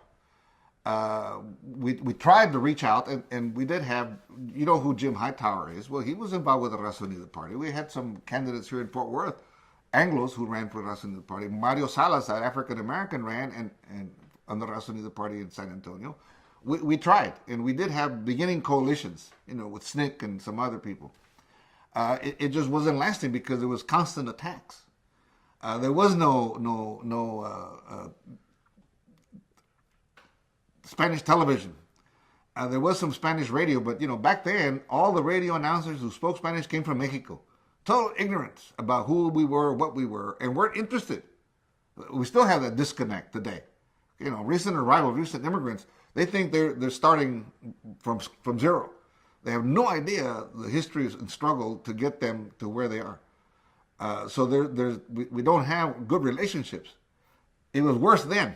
So if somebody would come on the radio or the television or the newspaper saying something bad about the Raza Unida party, that was it. It was gospel truth. We had to spend time defending and explaining why it was not true. That's a lot of resources misspent. I'll give you the example of Naranjo. We were always constantly under attack, and we have not discussed at all the federal surveillance, the disruption by government agencies and agents like the Rangers. There was a lot of violence, a lot of activity, a lot of murders. These are very taxing on leaders. This is very taxing on members. They get scared. And a lot of hurt, especially when you can't help them. They say, well, then what am I doing this for you if you can't help me now that I need your help? So money, resources, lawyers, media, you name it. The laws are all against us. Beyond what happened with Ramsey Muñiz, what do you think was the main reason for the end of the Raza Unida? Well, no, don't leave that one out of the exception. That's part of the big problem. We all became known and stereotyped as being drug addicts, and drug pushers. Or the trip to Cuba, we all became communists, Total falsehoods, but you can't take that albatross off your neck, and you got to live with it. I'll give you the best example. Henry Cisneros, you know who that is? He's coming to campus here the 26th, $10,000, and they're even charging to go listen to him. This guy's better than Reagan, for Teflon. Nothing sticks. This is a convicted person, pardoned by Clinton. It's in my other Chicano Manual How to Handle Gringos. So he knows that he has no credibility, yet he's our leader. Well, what does this say about us? And we do have a leadership crisis. Poll after poll, survey after survey, when people are asked in our community, who were your leaders, we can't come up with any. Or we'll mention people that are dead. People say Chavez, Gonzalez, or Henry Gonzalez. we have a problem. So this idea that, all of these organizations, all these groups were labeled as, drug addicts and communists and all of that. Do you think that's why in the last decades, the Chicano movement has moved away from a sense of radicalism? Well, no, I think the Chicano movement, we're dying. Hello. It's a generational thing. We haven't moved away from anything. We're just simply evaporating. Our time is up. Besides, we discussed the social control and the labeling. We have a lot of help in being, detoured. We got to argue. There's kids. You come from Monterrey, but my kids, the last ones I made, they started school and all they heard that they were Hispanics. At home they heard I was Chicano, and they would ask me, "What is that, Dad?" There are kids. Now they're grown adults. This began in 1977. Look how far away we are. That's 2 generations already. 2 20-year generations there. People don't know what their identity is. And most of our kids, we discussed that in terms of the biography that that Tijerina, well, in private conversation earlier, Tijerina wrote a book, his autobiography, Mi Lucha por la Tierra. No Chicano ever read it. To this day, no Chicano studies program or scholar has reviewed that book. Why? Because they can't read Spanish. I had to translate it in English, and that's only until 2000. Okay? Now it's getting a resurgence because now people wonder, well, he died. Who was he? Who was this guy? You ask about Chavez, they say, well, the boxer. No, it's his son now that's boxing. No, the farm worker guy. Who? You ask, who's José Ángel Gutiérrez? I don't know. When I've gone to Crystal City, the last time I went on the reunion for the walkout, kids saying, are you supposed to be somebody important? Why is everybody, now doing things? In Crystal City, they're not even teaching it. To make it even worse, to deviate, but remind me, and I'll get back on the question. You don't know this, but you go check it out. Crystal City, the new city council has hired an Anglo city manager. They also made him the city attorney. He is earning about $250,000 a year salary. This is one of the poorest towns in South Texas. The charter says you have to live in the city. He put down the address of the historic caboose across the street from City Hall. That's total fraud and just a lie. He's still the city manager. So, have we made progress or have we gone full circle back to where we were before? So you ask me again, because I got off on the side. Yeah, you're saying that it's almost like we're going back. The Chicano movement. We're not only are we dying, our ideas, have evaporated. We did a good job. When I say Texas Rangers now, you think the baseball team, right? So the threat, the specter, on the surface seems to kind of have been taken care of. There's a lot of people who have benefited from this, and so they have paid no price. So we're losing many of our civil liberties. We start talking about the government surveillance stuff. It's only because of Snowden and some of the recent revelations that people know that this is the big problem. But people are willing to give up their civil liberties for privacy and security. It's incredible, but they are. That's the government constantly banging at you. You're too young, and I don't mean to offend you in this, but I remember right after 9/11, every day they would tell us what color code it was in terms of danger. Well, you can only hear that so many damn days before you're also programmed to think and to take off your shoes, your belt, to allow for searches, to all kinds of stuff. This is unreal. I mean, other than 9/11, the last time the U.S. was invaded was Pancho Villa in Columbus, New Mexico. I mean, what's the big deal? This happens. Europe, they live with this all the time, and they're not paranoid like we are here. But it works. It works for those who want to control minds and control agendas. So we have lost a lot of ground. We don't know how to fight. We're very comfortable. And we're forgetting that disconnect. We're forgetting the immigrants, as if many of the Hispanics have closed the doors, saying, well, we don't need any more. And I don't know who those people are because they haven't talked to their grandma. And they can't talk to their grandma because they can't speak Spanish. How do you picture the future for Mexican-American activism based on, this? Well, I think the hope is with the immigrants. I think the Hispanics are a lost cause. They want to be Anglos. There's no fighting spirit there. They want to be recognized. They want to take a picture with Obama. That's their idea of having arrived. Okay, so my hope is the immigrants because they are having to face the realities. They're the ones being treated like Chicanos and Mexicans and Guatemalans and Salvadorans and the other. Okay? So perhaps if they relearn all the experiences, unless they make contact with the few of us that remain, which I doubt. I wrote, for about 2 years and a half, I wrote a weekly column in Espanol for La Estrella here in Fort Worth. And every column was that connection, explaining the problem of today that are facing immigrants and how it was solved by Chicanos or helped by Chicanos. There was a lot of play, but now they decided to go digital and decided to drop the column. So I don't know that effort is being made universally across the country to connect us. Look at the marches, the demonstrations. Even other Central Americans don't join. It's basically a Mexican thing. So we're still going to have these same problems into the future. Now, the numbers are there to make critical mass. it would work to redo the Raza Unida Party at the local level. There are resources now, but all this has to be planned. It's even better if we were to go talk to the Central American leaders and Mexican leaders to say, look, you want to have influence in the U.S., hire us as a lobby. Let's start a simple idea. Let's start a franchise bank. Let's start a buying back the land bank. You give us the money, we'll do it. And we hire people so we can stop being undocumented and stop being green carders. We can now get e-visas, the millionaire visa.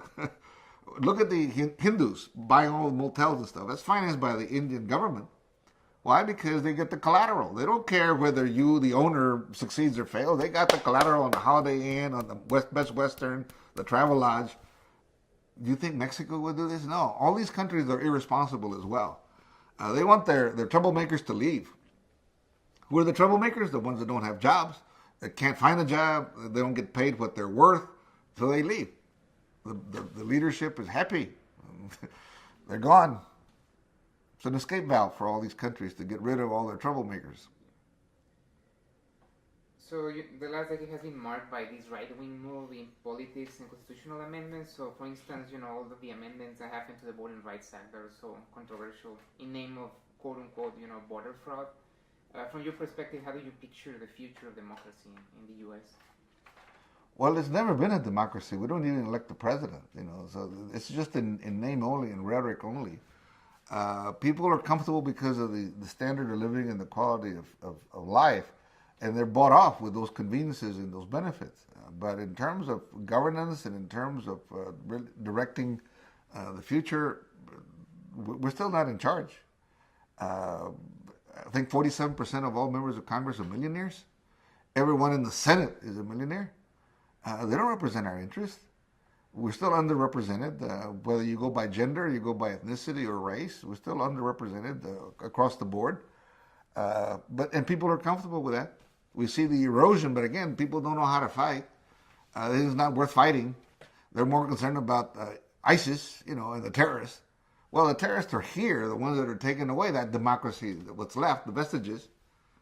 So I don't see a lot of good things, in the future. I think it's going to get more acute, more difficult. We just have to be more aware, and these kind of interviews and these kinds of discussions and programs help, because you're telling people there was another time, there was a different experience, and it can be done. Do you feel that a return to militancy, to more radical politics would gain more awareness of all of these issues? Well, I don't think it's being radical when you want to protect your homeland. I don't think it's radical when you want to promote your interests. I don't refuse those labels. Militancy is just wanting to go to the bathroom and can't find one. That's when you're militant. You're in a hurry. I want it now. And when you hunger for justice and when you hunger for stability and economic gain, that's militancy. You deserve that, and your kids deserve that. So those are normal postures. The status quo, not doing anything, that's abnormal. That's chicken shit. That's being a coward.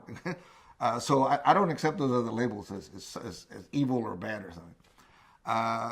There's discernible strategies. I wrote an article, the paths to power, and we still have the best weapon is protest, because we got the numbers. The most expensive one is litigation. Okay? We can also vote. That's system supporting, because you're voting in a bunch of other people that don't deserve to be there, and they don't hold you. They don't want to be held accountable. Okay? You can also coalition. You can form groups with other people and so on, and you can have revolution. Nobody's going to join you in that because people are scared, and that's a one-way street. There's no coming back. Do you feel that's why the left has lost so much power in the U.S. because of the fear of these labels of militancy, radicalism? Okay, let's go back. Capitalist countries are good for the rich, and that's why they spend so much money on defense, because it's all going into these huge defense industry contractors. Okay, communism is good for the poor because they try to service and provide services for the poor. They don't spend money on defense. They have to spend money on defense because the capitalists want to destroy them. So Reagan outspent Gorbachev and caused him to go bankrupt. Okay, it was the end of that. So from then on, we've had this one world dominance, and globalization means that, neoliberalism. So if there's no borders, free market for the transnational corporations, It's got nothing to do with ideology. Okay, the capitalists have prevailed, and they own the world, they own the planet, and they're polluting it, they're ruining it. Okay? But they have no flag, they have no nationalism, they have no patriotism. That's who's pushing this globalization, the world order. Them. Okay, I don't think it's got anything to do with ideology. That's for us people to argue. Well, I'm a Hispanic. Well, I'm Salvadoran. Well, I'm Chicano. Well, I'm a leftist. I'm a Tea Party. Labels that we have no control over. Would you still, this idea of labels, would you still label yourself, after all these years, after all the work that you've done, still as a Chicano militant? Well, it's generational, and that's the era. Now, let me explain. Part of the reason why we called ourselves Chicanos was because when we were finishing school, we were reading in English, we understood the history. It's right there. I mean, they're shameless. They'll tell you they stole the land, they did all these things. It's right there, okay? So, you're not liked by the Anglos. You don't want to be an Anglo. And yet our parents would take us on annual pilgrimage to go see our relatives in Mexico, and they called us names. Gabachito, Gringuito, Pocho. So if the Mexicans don't accept you and the whites don't accept you, what can you do? You got to accept yourself. Right? We used to have a gesture. So if the Mexicans don't love you and the Gringos don't love you, just love yourself. We used to do that. And everybody understood what the hell we're talking about. So there you create your own space. You create your own being, your own identity. So why let it go? I mean, it's still very satisfactory. But it's a generation. Okay? These other people, these other kids, I don't know, maybe 9/11 is a marker for them. Maybe the immigration story is a marker for them. DACA. Who knows what's going to be? In my case, it was that we became a nation. We recognized ourselves as a nation within a nation. We recognized that we were in charge of our own identity and self-determination. We created nation building, creating all these organizations. We didn't ask anything from anybody. We took care of ourselves. Then along come these others and say, well, thank you very much for serving the table. Now, you can wash the dishes because we're going to eat. And so we're now watching on the sides, not in charge of anything. And that's on a personal basis. On a career basis, that's happened to me. I'm good enough to be a doer and start things. And then the professionals come in and say, well, thank you very much, but we don't need your kind of leadership. We need to be more moderate, and we need to be more diplomatic, and we need more culture. Yeah, right. We need to be for everybody. Do you remember when did you start to consider yourself a Chicano militant, or were you? I don't think I ever was militant. I thought we already went over that. I was just in a hurry. I didn't want to wait for justice. I didn't want to wait for equality. I didn't want to wait for democracy. I wanted it now. And if you weren't going to give it to me, I'd take it away from you. Simple as that. You can't have an educational system that excludes me. I'm going to shut it down. You can't have an education if I can't have one. That's not being militant. That's being equal. That's being democratic. What's fair for one is fair for all. So I disagree with your labels. But they worked. You have to create your own space. You have to create your own self-respect and your own dignity and insist that people respect you and give you your space. That's normal. That's the Chicano generation. We couldn't go to Mexico, even though they said go back to Mexico. Well, this is Mexico, pendejo. We know the history. So when you think this is home and you think you belong, you will fight. It's not militancy. You defend. You fight for your own interest and your own protection. It's normal. If you don't, you're abnormal. That's the deviant. So would you say that, how would you describe your personal political philosophy? As this fight for equality? Well, I'm not going to give you a long essay. I think I just do what I think is right, what I feel I need to do, what the circumstance call for. I don't limit myself to my options. I'll do whatever it takes, whenever it takes, against whomever it takes. I sleep well at night. I'm healthy. So obviously I've been doing some things well. What do you think are the most pressing and urgent issues in the Mexican-American Oh my goodness.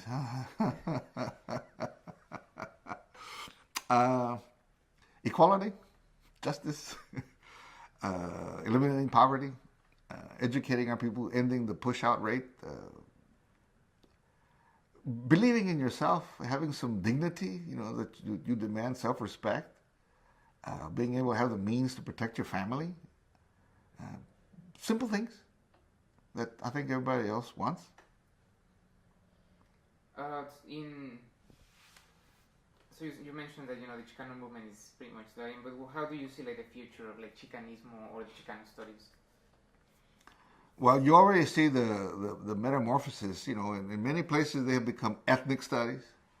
At Portland State, it's become nations and gender studies. In some other places, it's becoming Latino studies. There are proliferating in a different kind of way. A good thing is some of them are beginning to offer master's degrees and PhDs. I think it's imperative that not only do we know ourselves, but that other people know us, so we stop being an alien and being an enemy and a foreigner. So that's good. I don't know how many of those programs are doing that. I hope it continues. We do need to study ourselves. We do need to tell the world the state of the Chicano and Latino in the U.S. That's not done. We do need a Center for Biography. We don't know who our heroes and heroines are. We're always idolizing, the dancers and Dancing with the Stars, or the latest boxing match, or the latest football player. You can't name a leader. That's the problem. So we do need a lot of infrastructure within our own group to make solid our studies and our disciplines, and study ourselves. It's a worthwhile endeavor. Know who you are. After so many decades, in your opinion, what's the main contribution of the Chicano movement? The challenge, the loss of fear, saying we belong, self-determination, legacy of struggle.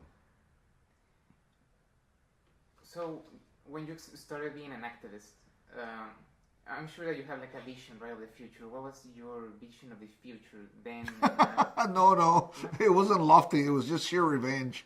Coraje. I was 16 years old, the principal. I was class president, first Chicano class president of my junior class. The principal invalidated an election we had having to do with the prom. Told me there'll be no race mixing, that this is going to be the white people and this is going to be the Mexicans. And I said, well, that's not democracy. That's not what we voted for. And he said, well, you keep this up. If you call a meeting and you do anything about this, I'm going to expel you.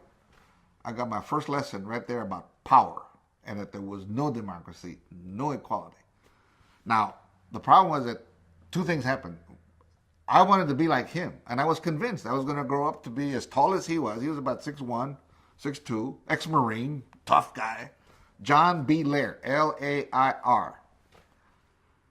I thought it was going to be like him, and he was my hero. He was stern, tough. That moment, he became a little dwarf, a little worm in my eyes, and I said, oh, I don't want to be that. And the second thought was, how do I get rid of this guy? Well, it took me 6 years. I graduated in 62, came back in 68, 69, the walkout took over, and I gave him towel duty in the gym. He died of a heart attack. Revenge, coraje. No global lofty goals. I was pissed. But I was 16, I couldn't do much about anything. So it's his fault that I became what I became. There was another guy we also gave towel duty to, R.C. Tate. He was a superintendent that employed Lair. He also was the superintendent of the concentration camp that we had for Japanese Americans in Crystal City. There's a new book out by Jan Jarborough about all of that. And she doesn't mention that that's where we went to school. I went to school there. Nobody told me that this was the concentration camp and this was where we were segregated. Nobody told us that. Integration didn't come to Crystal City in my junior high until 1957.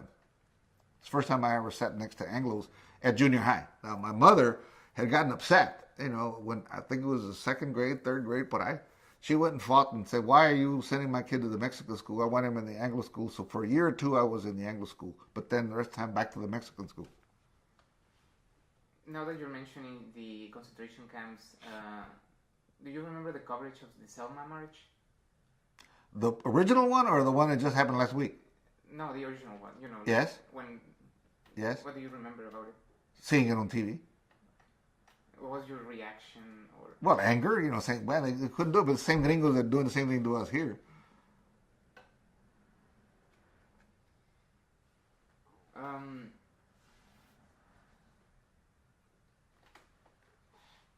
If what you're asking me is was I influenced by the black struggle and so on, that's not what you asked. But if that's what you're asking, because it does come up, no, I wasn't.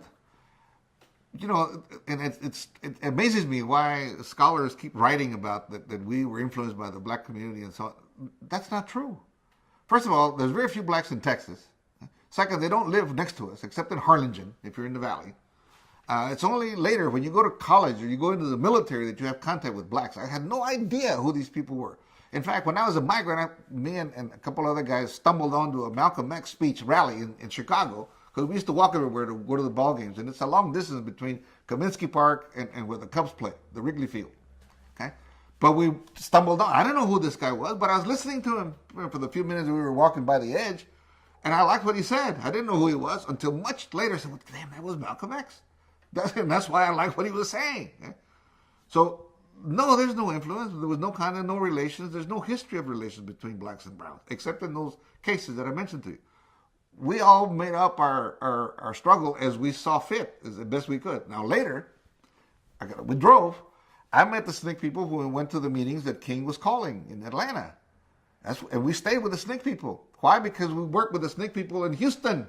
And they give us the addresses of, go here, go there, because we didn't have a place to stay in motels and stuff. So we stayed with the SNCC people. And we became buddies, from working together. Same thing as I told you about the Hirina and the Indians and some other groups. We go learn.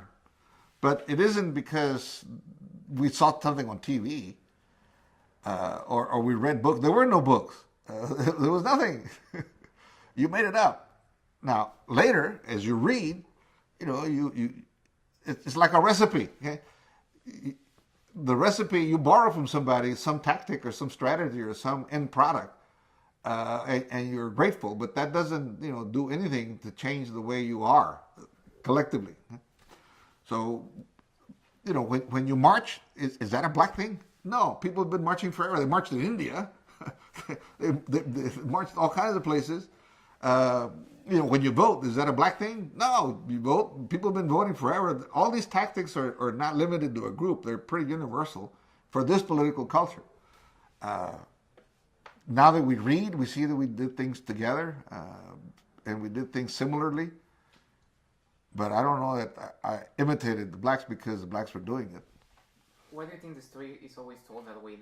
I don't know. Maybe it's the ignorance of the writer. They're too lazy to figure out anything else. So they say, well, it's the black movement influenced the Chicano movement. Well, I don't see how. I've been on radio programs and the black radio programs and TV programs, and the blacks are astounded when I tell them that the reason that they should be grateful to us is that Mexicans tried to stop the bringing of slaves into Texas, and that Mexican Constitution back then, Article 2, was to prohibit slavery. And that was the condition: bring no slaves, be Catholic, and be loyal to Mexico. That caused the Mexican Revolution. They never heard that before.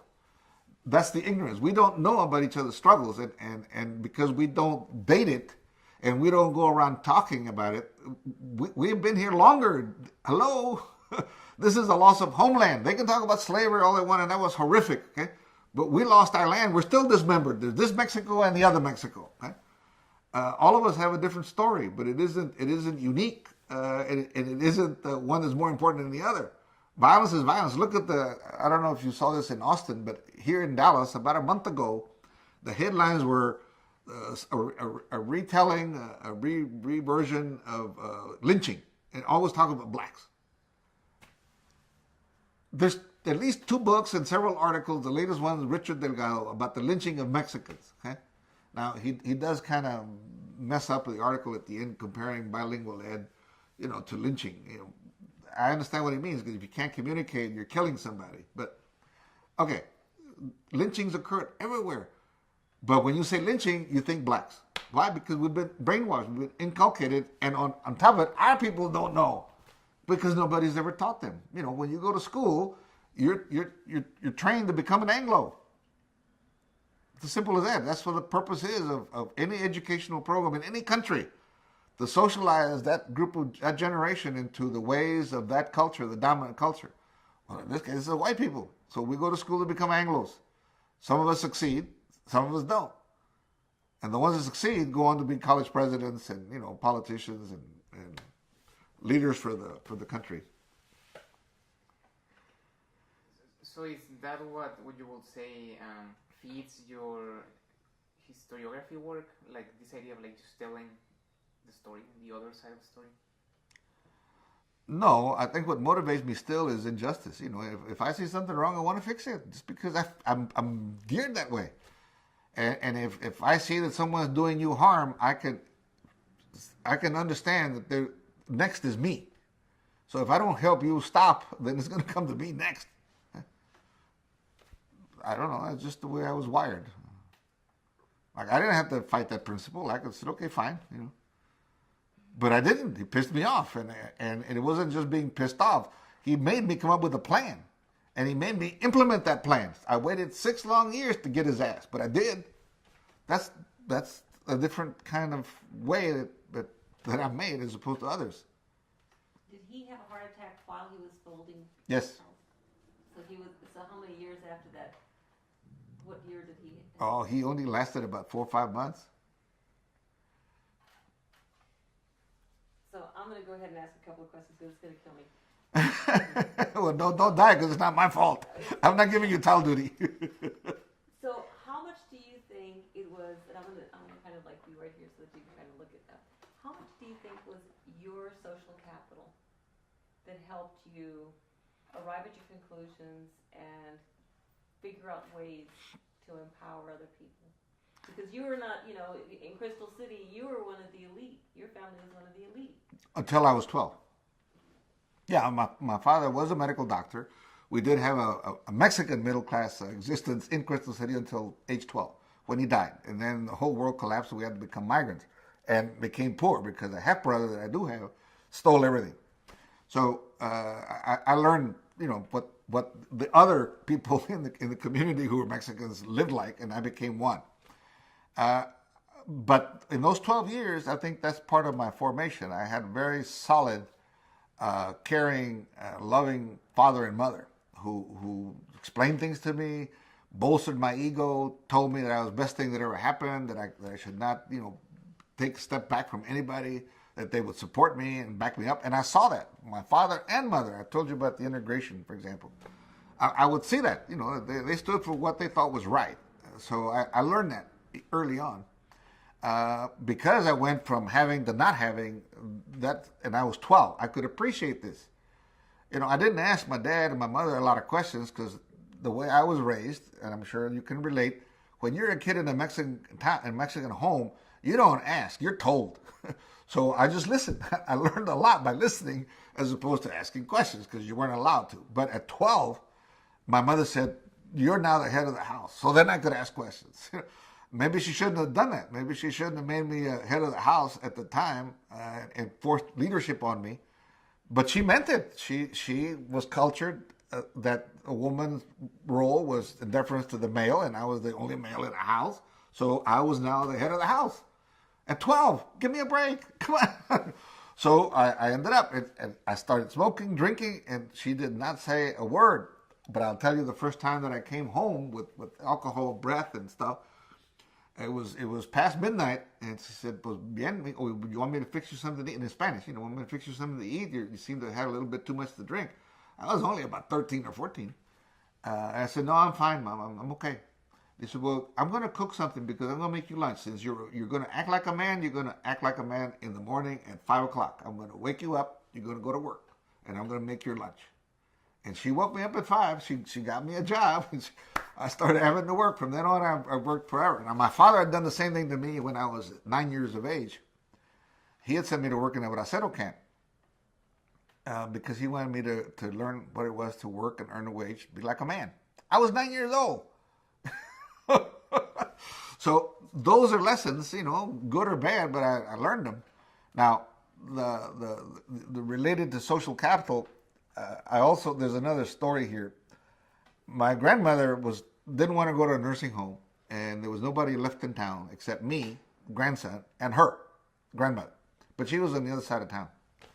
So I had to walk over there to do chores for her. She refused help. She wanted to live by herself. So I had to chop wood.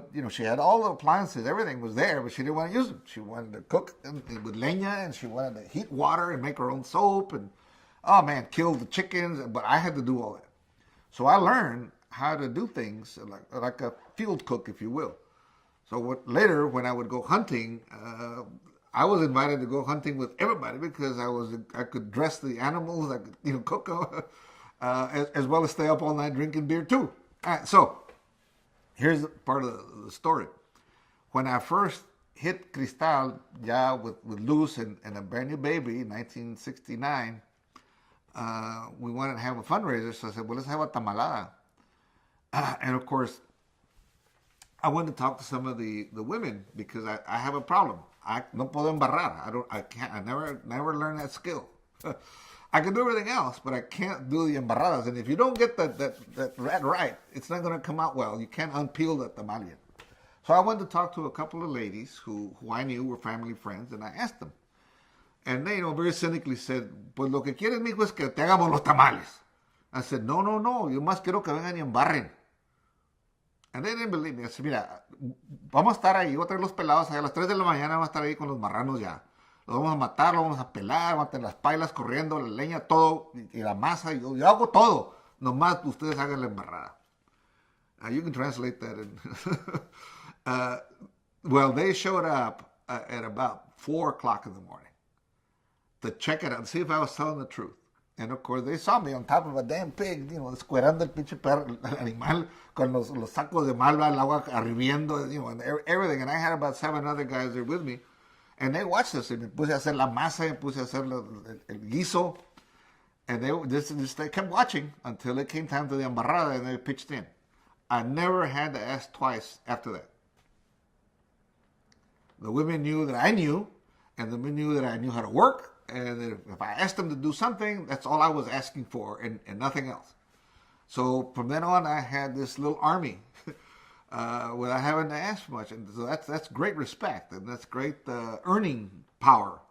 So I was always very fortunate that all these lessons that I learned over my lifetime paid off when I applied them. And I became trustworthy. People would follow my leadership because they knew that I knew what I was doing. Now, even when I didn't know, I made it up. Like, for example, they would say, I remember, how are we going to run the city? Well, I didn't know the answer to that. I said, well, don't the Mexicans run cities in Mexico? Well, yeah, okay, well, then, it's every person that we put in there never had experience. The police chief, and I'll tell you one anecdote. The first cops we hired couldn't read and write. But, pardon the expression, they were tough guys. They had balls. I knew they weren't going to be scared.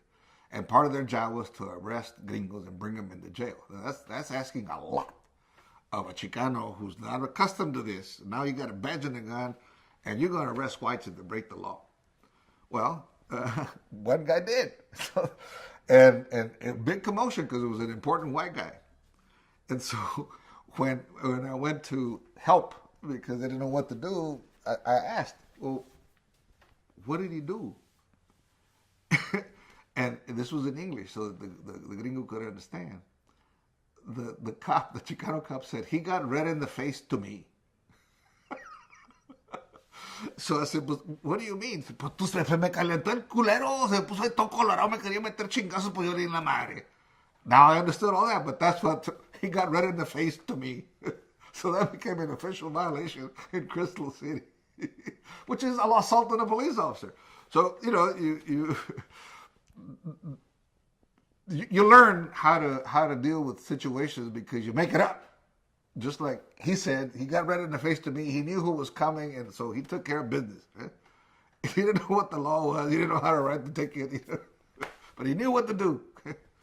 So I never knew the answers to a lot of things, but I knew what to do.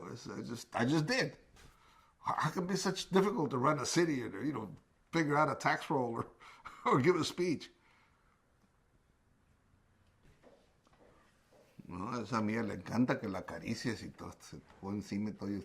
You think the coffee cup is bad. She'd be bouncing up and down. All right, good, Mario. Okay. So you talk about, how communism disappeared and lost, and now we are ruled by the capitalist system. Did you read about, what were your readings, that brought like a sort of reading of how this, did you read, Marxism? How did you gain that knowledge? Mario, I have a PhD and a JD. I've read thousands and thousands of books because I have to. I'm not an expert, but I know a lot about a lot of things. That's one of them because I do teach political science. But theory is not my forte. I don't spend a lot of time trying to figure out the philosophy and ideologies and morals. I go with my inner rudder. What feels good, what I think is right, that's what I do. You call it whatever you want to, but I follow my path. Got my own compass. Right, so it's like you reach, this conclusion by experience, or by seeing all of these things. Yeah, and the years of experience. It helps to read, it helps to digest information, it helps to think about it and reflect. But basically, you gotta react, and it's circumstance, it's uncertainty right at that moment. When something happens to you, you don't think back, well, what book did I read? What should I do in this situation? You just do. And then later you try to figure out whether it was the right thing to do or not. Sometimes it isn't, sometimes it is. So you were mentioning, the story about this policeman, how when you... Oh, you got red in the face to me, is it? Yes. Okay. So you said, that you had to come up with how to, solve issues, right? Because it was the first time that Mexicans had the power in Crystal. So did you have discussions? Did you train, when you were in power? Because you never been before, right? There in that position of power. No, there was no training.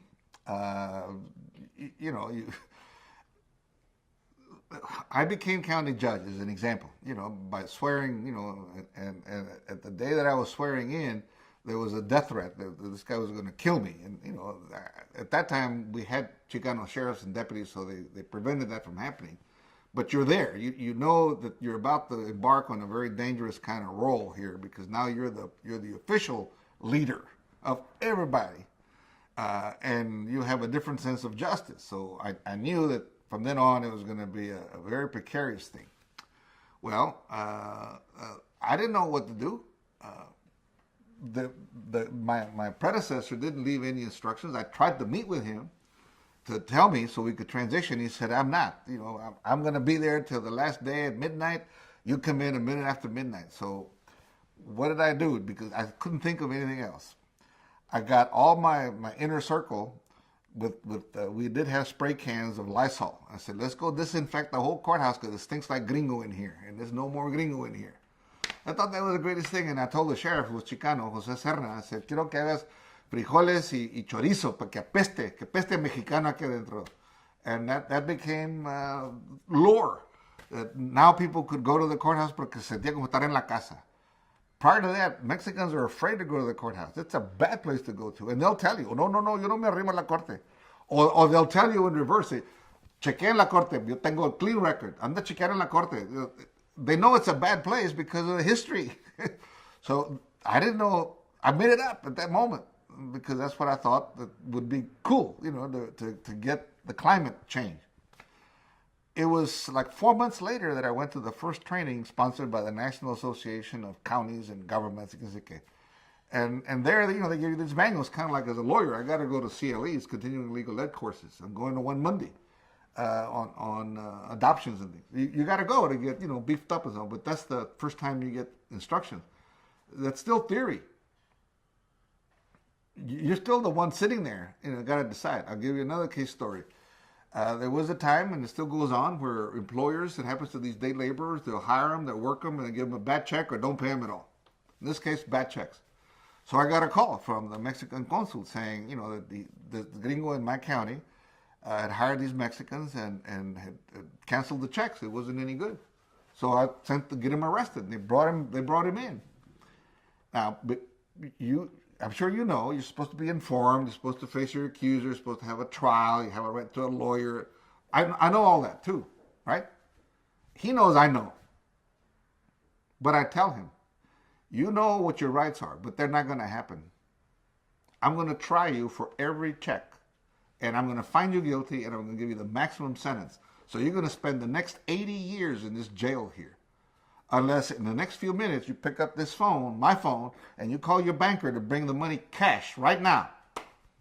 He did. Within 15 minutes, we had something like $47,000 cash right there in the office to pay. Is that legal? No. Is that right? No. You know, but did get the job done? Yes. Did any gringo ever do that again in Zavala County? No. So, you know, that's the kind of stuff you got to do. One more story, and you can read the chapter 5 in Joaquin Jackson's story.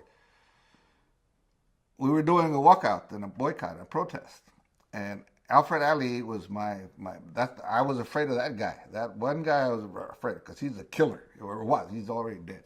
But he had a son, and his son was not the father. His son was Boles, you know, and the father wanted him to be a rinche. Ali used to wear a cigar because he couldn't smoke anymore, just on the corner. And two pistols, you know, like Patton. Well, the son tried to imitate him. And so I'm going back and forth from the crowd to the picket line, crossing the street, and here he comes, this Ali guy, the young guy, junior, with some of the deputies, all Anglos, all white.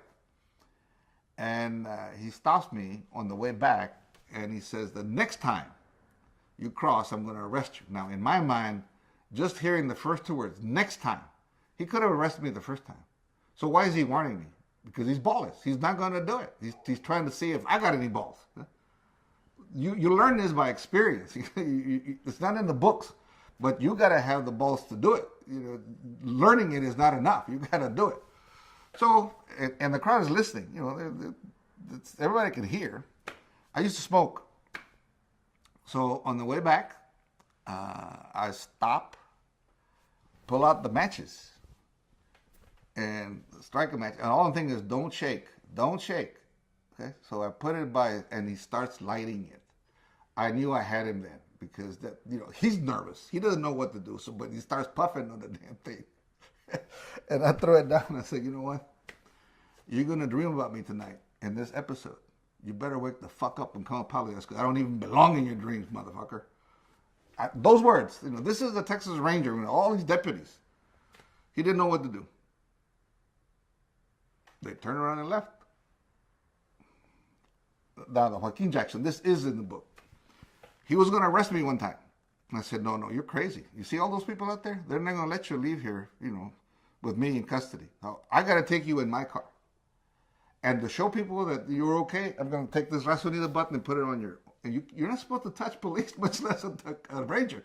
Put a Rasonida button on his coat. And I made him sit in the middle between me and another guy. Do you read this in the books? No. Did anybody tell me how to do this? No. So you make it up. But that becomes then, how you learn to handle yourself. That's why I say about uncertainty. And making it up at the moment, what it calls for. Don't ask me why I did that. I just did it. It was as if in that moment you felt that, now we're in power in a sense, that we actually are now, we can actually deal with them. Well, I didn't feel that. I had to create that. That's what I'm trying to tell you, But, okay, let's put it this way. His job was to kill me. My job was to get rid of him. So we both understand each other the ultimate goals. What we don't have is the rules of the game. So by doing this, we understood that we had to come up with our own rules, his and mine, together. We became buddies, if you will. And we still communicate, That's why he wrote in his book about me. And he even says, that if the Chicanos had more leaders like Gutiérrez, the whole thing would be taken care of. Well, but it didn't happen that way. You got to lose the fear. And as a leader, you got to demonstrate this in public so that their followers also lose the fear symbolically and vicariously. You cannot empower someone unless you show them that it can be done. And you make it look easy. Then they become powerful. So you don't have to be there every time. So that's what it meant to you. That's what it symbolized, like that you finally stopped the fear. Well, when you asked me what the legacy was, that's the first thing I said. Was, yeah. I don't know what it was like you growing up wherever you grew up, but I can tell you the Chicanos, the famous El Cucuy, or in school, ahí viene la Miss. We're always afraid of this other being coming. We're always afraid. Never can be ourselves and never keep doing whatever we were doing. Well, that paralyzes you. It stops you from asserting yourself, for one.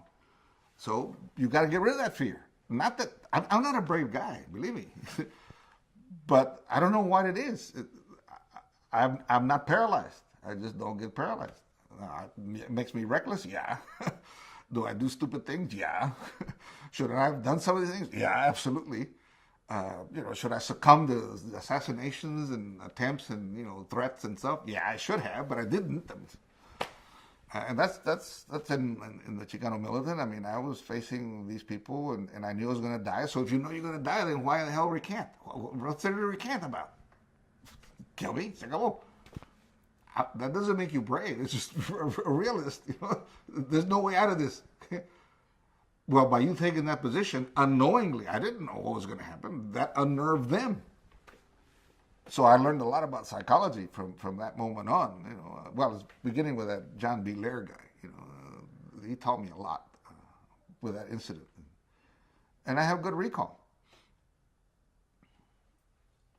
So one more question, because I forgot to ask, and it's about about Barbara Jordan. Okay. It's just I read, that she, and you mentioned her in your book, but there's not much information of it. Do you remember what was her role in the case? No, I just remember that she introduced the legislation. She'd make speeches, and she voted right. I mean, you look at the records and stuff. You never met her, or no? Okay. I saw her, but never. Okay, so now Eddie Bernice Johnson, who also was a person in the legislature, was a nurse, now is a congresswoman. She and Luz were buddies. That's that person I do know well, but not Barbara Jordan. Well, so finally, do you have any last remarks for the interview? No, I'm glad you're doing this, and I hope that you get a lot more people. And if I can give you lists of people you should interview, I'll be glad to do that, because you're recording the histories that are going to be lost when we die. You're completely right. Well, Professor Gutierrez, thank you for your time and for giving this valuable contribution to our project. Thank you. Thank you. One other thing is I just need to record 30 seconds of the room, just in silence.